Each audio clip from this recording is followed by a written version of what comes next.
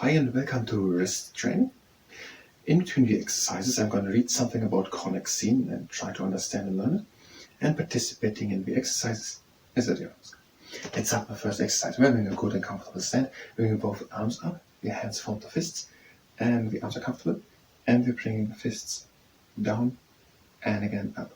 If you feel at any point during the exercises pain in the wrists, then stop immediately. So we're going up as far as we can bring them up. And then we're bringing them down again as far as we can bring them down, but all that only with a little bit of effort.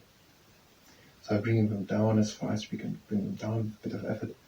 And when we are changing the direction, we're going slowly into the other direction as far as we are able to go with a little bit of effort. And that was already the last time of this exercise, which might be called Spotlight.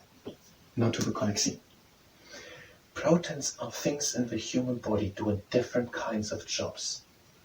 So, not very much to proteins, but to one thing, two things. They are in the human body, proteins, and they are doing different kinds of jobs. So there must be different types of proteins, is the logical conclusion, and they are doing each of them different types of jobs, or a bunch of them are doing some jobs. Proteins are in the human body and they have functions, they're doing jobs. Gap junctions are in the human body. Not more explained here for the moment, but gap junctions are in the human body. So in the human bodies are proteins, different types of proteins doing different types of jobs. And in the human bodies are gap junctions, whatever they are. In a moment, maybe more. A gap junction is a passage between cells through which substances between the cells can be exchanged. Okay, here's more. There are cells in the human body. And the gap junction is the way with which substances can be exchanged from one cell to another. So these cells are not completely loose, but there is a gap junction, in some cases at least, where substances can be exchanged from one cell to the other. The next exercise, again comfortable with the hands at the side, form the fist, and now we bring them to the inside, and to the outside. And we're going slowly as far as we are able to go, with a little bit of effort only, to the outside. And as soon as we reach the point which could reach with a little bit of effort, turning slowly around and then going into the other direction.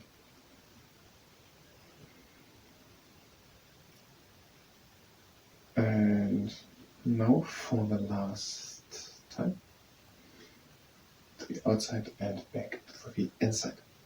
Proteins are in the human body, and proteins are doing different types of functions or jobs in the human body. And gap junctions are in the human body, and they enable to exchange substances between one cell to another cell. Connexins are proteins. Connexins are proteins. And proteins are doing different types of jobs in the human bodies, and connexins are one type. The Connexin proteins are doing their job in the human body by assembling and forming a structure between two cells.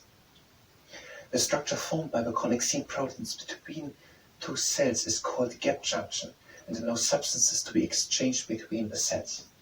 Connexin is a protein, and the proteins have a job in the human body.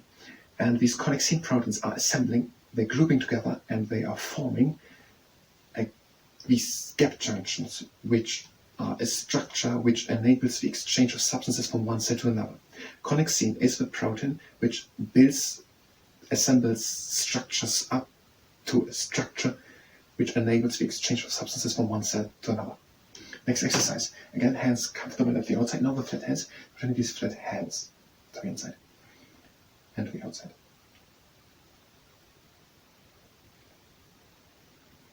And we are going again slowly as far as we can go to the outside and back to the inside, all only with a little bit of effort.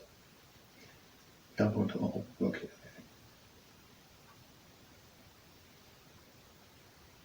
And last time to the outside and back to the inside. Connexin is a protein, and it is the material out of which a structure is formed, which is a gap junction, and these gap junction formed also material Connexin proteins enables the exchange of substances from one cell to another cell. One gap junction which allows for exchange of substances between cells consists out of two connexons. Connexin proteins assemble to a structure called Connexon. Two connexons are needed to make a gap junction, which allows for exchange of substances between cells. If Connexin proteins assemble together to a structure to enable the exchange of substances between two cells as a gap junction, this structure itself is called Connexon, and there are two of them needed to form a gap junction.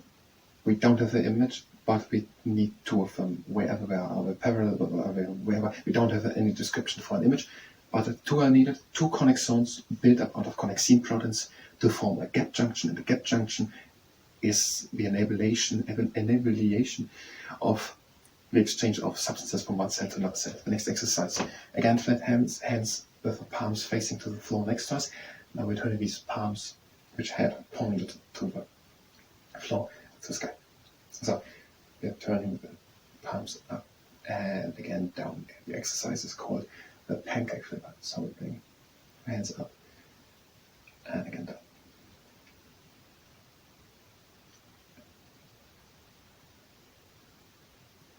And again up and down.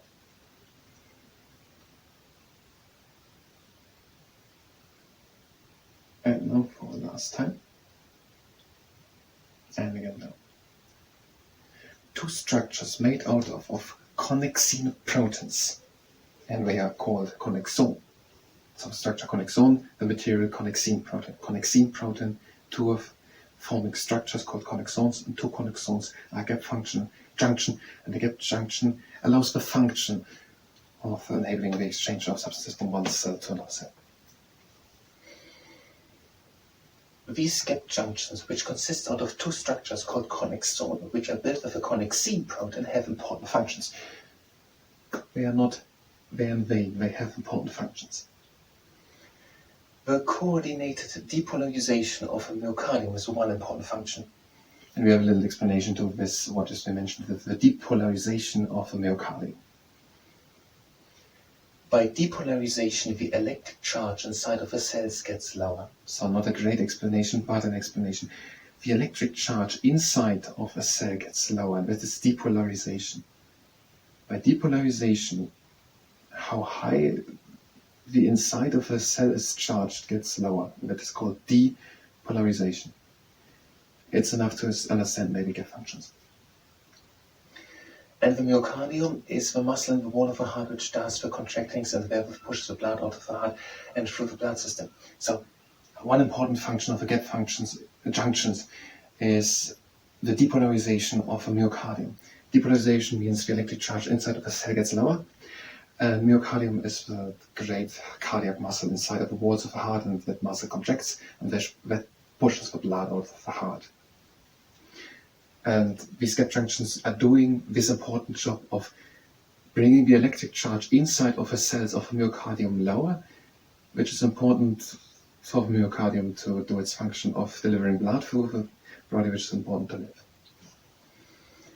Second thing in a moment. First, for the next exercise, we're having both arms out with flat hands, and we're bringing these flat hands down and up. So into flexion and into extension, and that exercise is called the T-Rex in the morning. And we're going again, only as fast as we can go, with a little bit of effort. And as soon as we reach the point which could reach with a little bit of effort, going slowly around the garden into the other edge. And we're ready for the last time.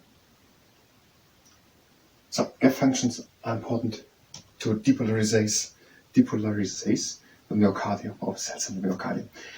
Gap functions are two connexons which are built out of connexin proteins, which enable the exchange of cytoplasmic substances from one cell through the membrane layer through the membrane layer of another cell into another cell.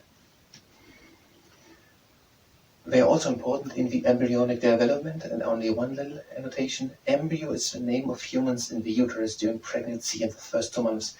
So it's important for the embryonic development. And embryo is the name of humans in the first 2 months when they are during pregnancy in the uterus.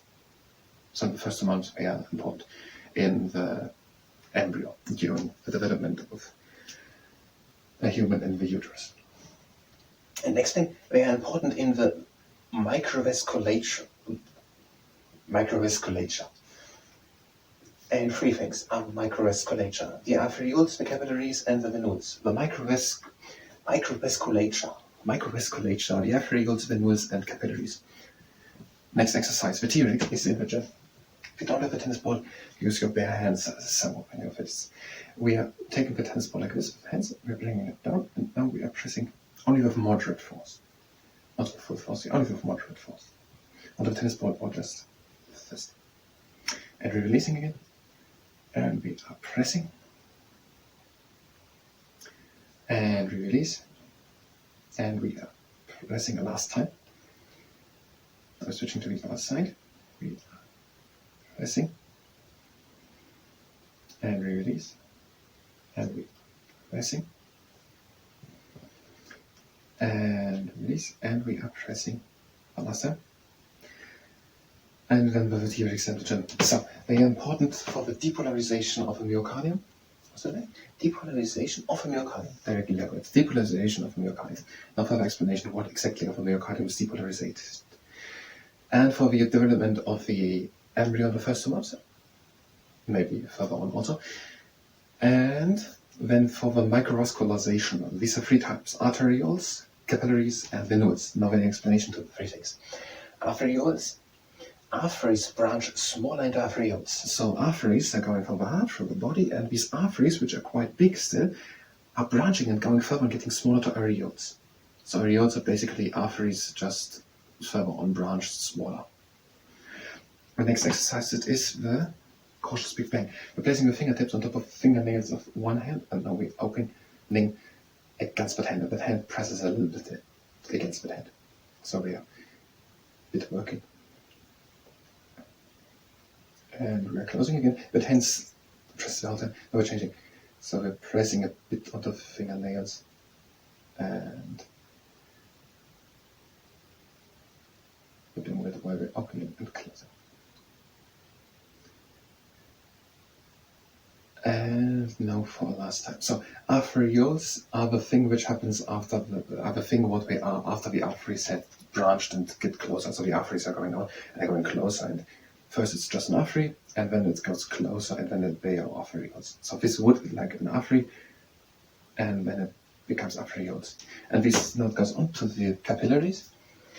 After the arteries had branched to arterioles, they branch further into capillaries. As these small blood vessels, nutrients and waste exchanges happens. So after they had come to very much branched arterioles, they branch even more into capillaries, and they are very, very, very small. And there are very many of them, and then we have that state of being capillaries, very small, the arteries going to arterioles and then to capillaries, very small, branched. They're happening nutrients exchanges and waste exchanges. Now further explanation here to it. And venules, the third type of microvascularization, microvasculature. Venules. After the artery had branched arterioles and then to capillaries, they join and widen again to these venules. These venules converge and widen into veins, and they are bringing the blood through the vena cava to the heart, back to the right atrium of the heart. So they had gotten smaller. The arteries are coming from the heart, getting smaller into arterioles, going smaller into capillaries. Their nutrients and waste exchanges happen, and now these very small capillaries are again getting closer. They are converging and joining and getting wider to venules. Here you have the venules. Venules are a bit bigger, basically the counterpart to the arterioles. So the arteries come and getting arterioles, then capillaries very small, and these capillaries going smaller into venules, and these venules are going then smaller again into veins, the counterpart to the arteries, and these veins are delivering the blood back to the heart, which happens through the vena cava from top and bottom, from the inferior vena cava and the superior vena cava into the right atrium of the heart.